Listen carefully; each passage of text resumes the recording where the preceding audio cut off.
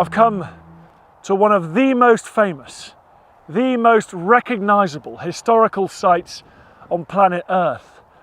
But for all its fame, it remains a deeply mysterious place, an enigma. We know virtually nothing about who built it or why. Stonehenge.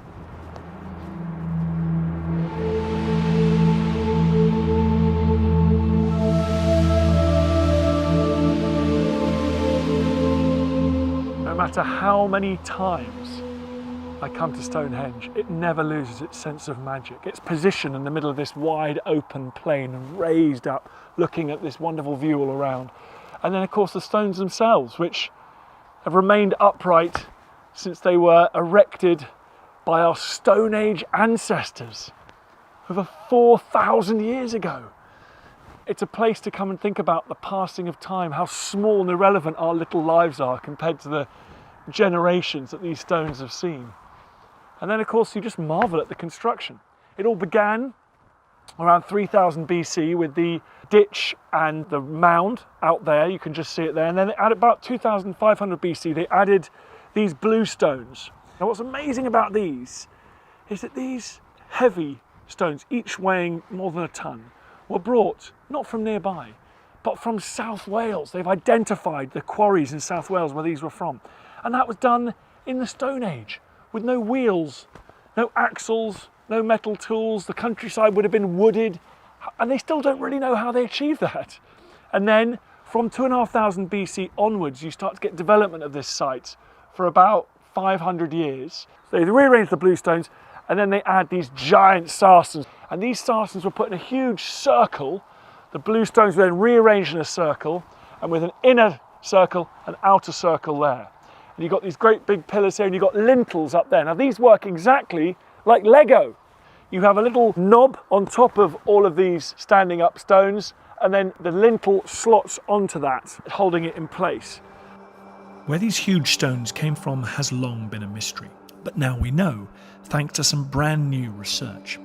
In the 1950s, rock samples were taken from deep inside one of the sarsen stones as part of conservation work. The samples then disappeared. But recently, one of those cores was found in America and returned to the UK. By analysing the rock, researchers have discovered that they came from an area in the Marlborough Downs called the West Woods. The site is 25 kilometres north of Stonehenge, but how the builders transported these huge stones remains a mystery.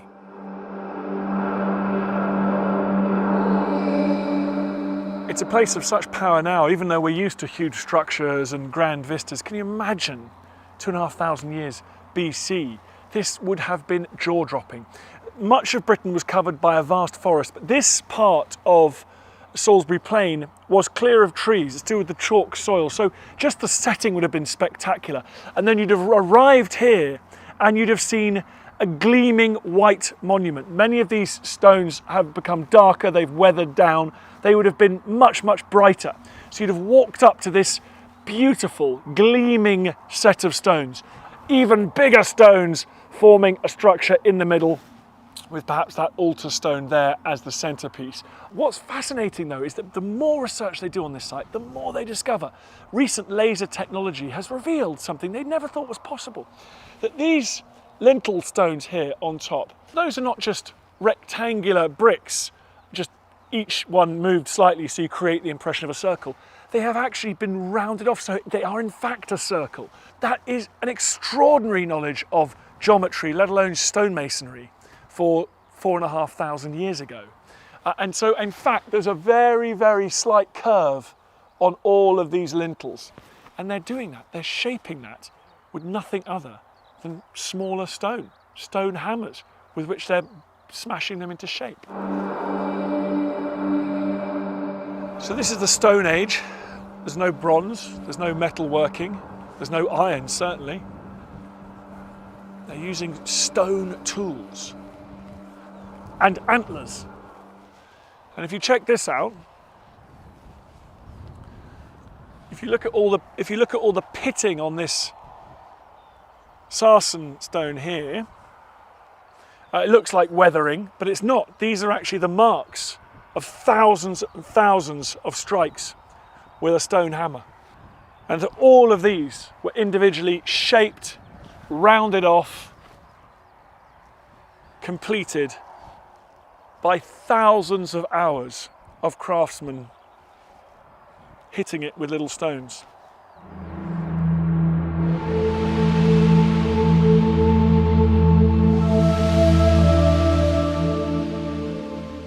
So one other remarkable recent discovery is they've worked out that Stonehenge is actually on a very slight slope. That side, the east side, is lower than up here on the west.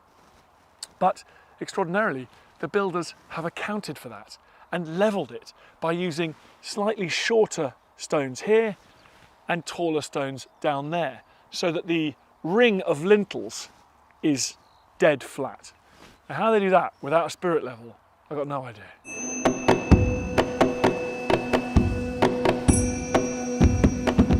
We know frustratingly little about the people that built Stonehenge. We don't know how they were organised as a society, whether it was one tribe or a group that perhaps covered the whole of Britain. There are some clues. These bluestones come from South Wales. That implies that there was a mode of exchange between the people that lived there and the people of South Wales.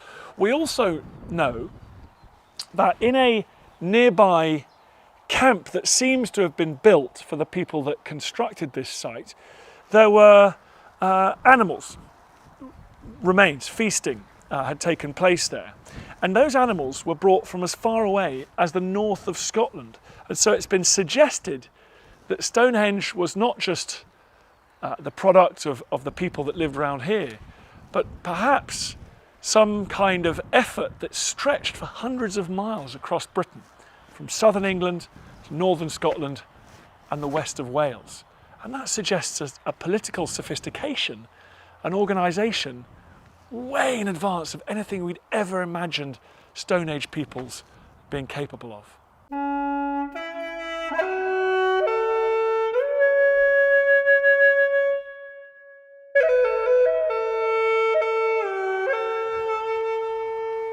Of course, the biggest question of all is, what on earth is this structure doing here? And you cannot come here without being made very aware of its positioning in relation to the sun. There are angles everywhere, and we know that it is aligned to the solar calendar. At the summer solstice, the longest day of the year, the sun will rise just over that heel stone right over there. And then in the winter solstice, the shortest day of the year, at sunset, the sun would have set right between the two uprights of this trilithon here. One of them has now fallen on the ground. That's the lintel, and that one, though, is still upstanding. That's the tallest stone on this site. Look how high it is, and it goes down 2.5 meters underground as well. So this trilithon would have the sun setting in between it, and that sun would have flashed off this altar stone here, brought here from the wild country of the Brecon Beacons. And the fact that it's off centre, this is the centre of the circle, could possibly mean that the winter solstice was almost more important than the summer solstice. So you'd stand here and watch that sun go down, it would flash off the altar stone, and that would tell you that from henceforth, those days were only be longer, that sun was going to be regaining its power and life was going to return to the fields and the forests of these people's world.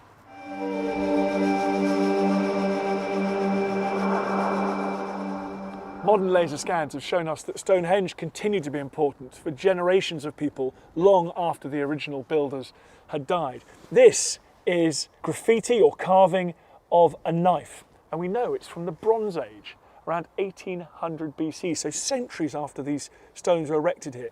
And the laser scan also showed alongside this knife there are dozens of axe heads. So clearly in the Bronze Age it was an important place to come as well, perhaps with a sacred function as well. Above it you get slightly more prosaic graffiti. You've got people who visited in the early modern period, it looks like, but the most famous visitor inscribed his name on a standing stone just over there. We think this is Christopher Wren. You've got the cross there, so Christopher, the cross, the Christian cross, and then Wren, W-R-E-N, one of the most famous architects in the history of the world, who built St. Paul's Cathedral, Royal Hospital, Chelsea, the Greenwich Naval Hospital, all of the magnificent buildings of late 17th century England. And he came here, he was a local boy, and he must have been inspired. And people say the shape of Stonehenge, the proportions of Stonehenge are visible in his plans for his magnificent domed cathedral St Paul's in London. Stonehenge remains a place of inspiration and discovery. To find out about the latest research, I met up with Heather Sabir, a senior curator here at Stonehenge. Heather, presumably what we know about this place is being transformed by the archaeology, the satellite technology, what we're able to tell from this landscape now. Absolutely, particularly over the last 20 years, there's been a lot of research going on, not so much right in here inside the stone circle, but certainly in the landscape. And it almost reflects the development of archaeology as a discipline. You're quite right, the science has moved on so much, and there's different aspects of the science. We can now do so much with geophysical techniques, remote sensing, both from the air and on the ground. And the biological science, if you like, people are examining deposits on pottery and flint and can tell so much more now than we could 20 years ago. Well, because I remember when I started to come here and take an interest in these things, as a kid, there was no talk about the landscape. It was Stonehenge, the circle, this was it. And now, every time you hear about this place, it's very much more, it's part of this extraordinary Neolithic landscape. Absolutely, and that's the one message we hope we get through to everyone through our interpretation and the new Visitor Centre exhibition and everything, that this amazing monument does not stand on its own. It is part of a very complex landscape. It's the biggest stone circle that's known.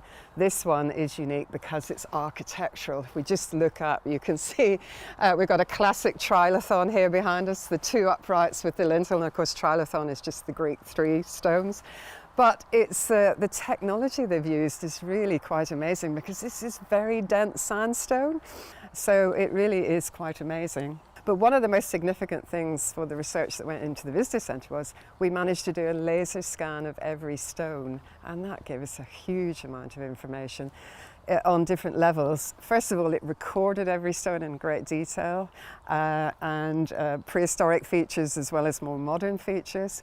It gave us more information about how it's all put together, and crucially, it confirmed that it is built on a northeast-southwest axis, which is what the solstice alignment is based on. It is just so dizzying, the technology, like the mathematics that they had access to. And but when you think about it, they probably did have people we would call mathematicians, engineers, astronomers, as well as people who were good at farming and growing crops and making lovely decorative things as well. But before I ask about the rest of the landscape, can we just talk about the circles just a little bit more? Has anything ever been found with archaeology in here? Are there graves or deposits within this space? Yes, absolutely, because one of the first things that happens is they enclose the space outside the stone part of the monument with a bank and a ditch. And when that was cut around about 3000 BC, it would have been gleaming white on the landscape. And it has two entrances, again, one to the northeast horizon where the sunrise comes up on midsummer morning, and then one slightly to the northwest. And just inside the bank and ditch is a series of 56 pits that are famously known as the Aubrey holes after the antiquarian Sir John Aubrey who discovered them. And they hold cremation burials. So this site is still the largest cremation cemetery known in Britain. And after excavations in the 1900s on one of the Aubrey holes, the finds were all sort of dumped back in. But archaeologists re-excavated one of the Aubrey holes, and there's been a lot of work done now on that cremated bone. And because they're prehistoric cremations, there's still quite a lot of bone material that survives, because obviously they wouldn't get the high temperatures that modern cremations would. And so scientists have been able to find out quite a lot just from that one Aubrey hole. There were at least 60 individuals, some men, some women, and a few children. And from isotopic work, which is analysis, further analysis, it looks as if those people may have grown up on a granite soil, which is why there is a thought that they may have been associated with where the bluestones are found in Wales, for example. So, as I say, the science just is fantastic. What can be done today? Wow. I mean, that's what really strikes me about this site, is you get a strong sense there's a British component here as well, and people from all over the Isles bringing animals here, bringing stones, and then perhaps bringing themselves as well. And the other thing is, we know nobody was living here, so it's definitely, whatever you like to call it, a spiritual site, a temple, somewhere where people are gathering. And because of the shape of it, we're still not quite sure, you know, what actually went on here, whether there were rituals, whether most people were outside. If you think of a modern day cathedral, it's all divided up into different areas. You know, some people might have been in, whether it was more important to be inside than outside. You know, these are intangible things we'll never know, but we can just, you know, use our own belief systems, I suppose, to try and guess at what they were doing.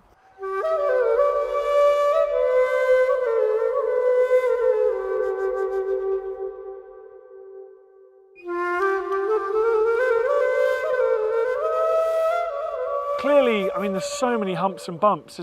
It feels like a very active prehistoric landscape. It is. It's full of archaeology, which is another reason why it was became a World Heritage Site. And up on the ridge here, you can see a Bronze Age barrow cemetery. So these people came after the main period of the stone monument was in use.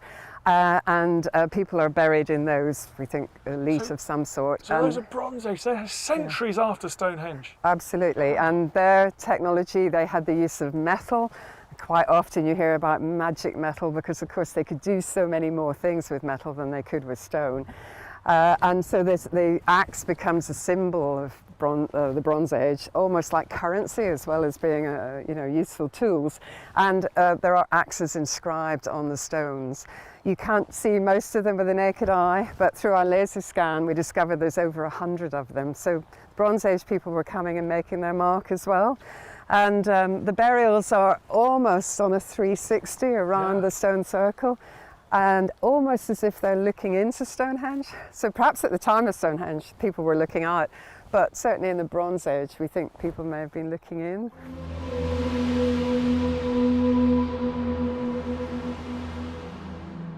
No, it's not the fashion these days, but I would love to see this big sarsen put back down that lintel so that we could get that winter solstice sunset. Lots of us would, but if you really look at it, Dan, you can see that it's a very peculiar stone. It's obviously broken, and it had this sort of lip at the bottom, and we wonder whether it actually ever stood properly. It probably fell in antiquity, and it's so chunky compared to this beautiful one. I know, it doesn't look the same. No, does it? it doesn't. And the lintel is on the ground next to you there, and you can see how chunky it is as well. It's almost as if it was never finished. Never finished? Yes. Is that a new theory? So Stonehenge was never finished? Well, the jury is still out, to be honest, as to whether the outer circle was ever complete. There's a wonderful Inigo Jones drawing, you know, that shows it very geometrical and completed. But in fact, at this bit behind us, which is sort of the back towards the southwest, you can see that some of the outer stones are not really as tall as the rest of the uprights. So it's quite interesting as to whether, I think some prehistorians think, of course it must have been finished, a bit like the pyramids. And then other people think, well, maybe just the coming together and the erecting of these stones, was so difficult that they did it in generations. Perhaps, they had a bad harvest or something and they ran out of steam. We really won't know. But a few years ago, after a very dry summer, some parch marks showed up. So those are marks where you can see there's been something. And it looked as if the stone outer circle did carry on. But this particular stone behind us, you can see, is not as tall as the other ones. So it's still quite problematic to try and work out whether the outer circle was actually complete. I don't know how you guys do it. There's so many so many unknowns. Yeah, I know. But in a way, that's why prehistory is so important, because there's nothing written down. We do have to use the evidence to try and work out what these people were doing and thinking. And I'm just looking at the graffiti behind you there. You've got to remember that history had a relationship with Stonehenge. It was always an ancient monument to our ancestors. Yeah. Do we know what the Romans and then the Saxons and then subsequent peoples made of it? Well, I must admit, I think one of the amazing things is that so much of it survives, but I think it's partly because it would have been quite tricky to remove it. Bits have been taken away, we're pretty sure, and bits have been knocked off. But the Romans definitely were in this landscape. There's a big monument called Vespasian's Camp just over to the southeast. And there has been Roman pottery found within the circle, so they probably came and wondered themselves what was going on, but they respected it. They didn't try and take it apart or anything. And then later in medieval times, we know that sort of tracks, roadways went past, and it turns up in documents quite early on, around about the 1000s with Geoffrey of Monmouth. And then you get all the lovely stories about Merlin coming over and putting the lintels on the top and things like that. So there's a whole mythology around Stonehenge as well. And then, yes, this graffiti behind me might be related to the very first image we have of Stonehenge in the 1600s, and Lucas de Frere. He was from what is now, I think it's the Netherlands rather than Belgium, who came and made a drawing of Stonehenge. And we've got some wonderful antiquarian images of the stones. And not only are they wonderful, I mean, you know, paintings by Constable and Turner and what have you, but they give you quite a lot of information because they're like a little time capsule with artistic license, of course, and in the likes of Constable and Turner. But a lot of the etchings that were done are very, very useful over the years. So yes, it has a sort of modern history as well as a prehistory. And every time I come here every couple of years to talk to you guys because there's always new evidence. There's always, you are always discovering new stuff. And just recently there was that big story as well. Yeah. Yes, you probably heard that they've found an incredible landscape feature, again, just up to the northwest. And the henge site that's known as Darrington Walls is massive. It's much bigger here than Stonehenge, but they found something even bigger again. So, and that is all through geophysical techniques, because again, the science is, there's so many different techniques you can use today. And they've been able to plot a series of huge pits that takes in the monument of Darrington Walls, but also Woodhenge, that's another one that English Heritage looks after, which is a smaller version of Stonehenge. And it is thought to have had some stone components, but we think that this circular arrangement of what is now pits held upright timbers.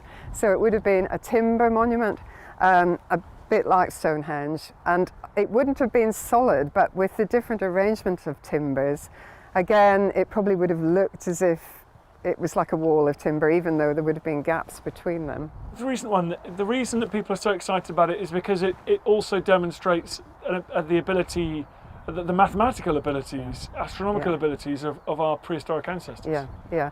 It's so huge. I think I'm right in saying, I'm just assimilating the paper myself from last week. It's so huge, I think they feel that they must have had some way of measuring distance.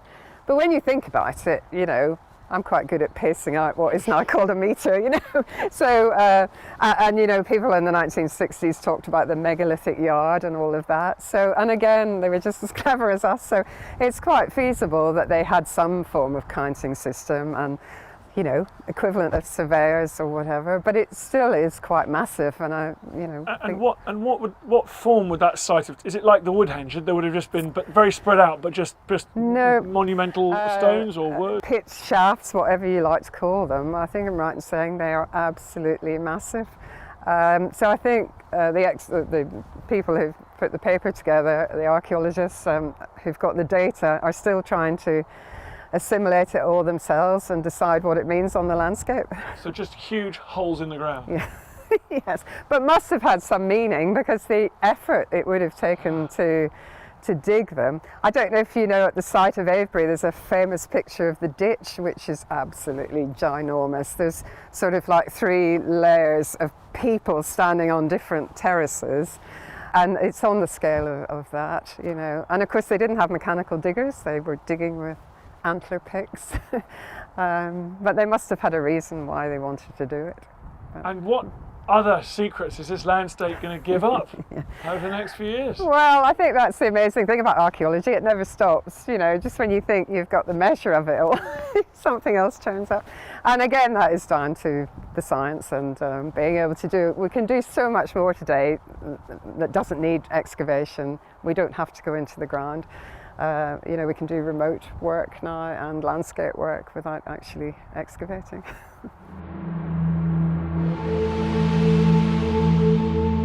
What's so fascinating is that this site, which is so old, so familiar, is actually producing such extraordinary cutting-edge data and new information.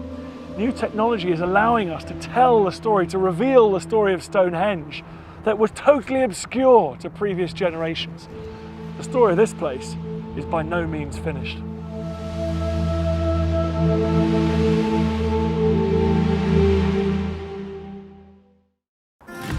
Welcome to the History Hit YouTube channel. Hope you enjoyed that video. And if you'd like to see more videos where we attempt to try and bring history to life, please don't forget to subscribe and hit that notification bell. Cheers guys, see you soon.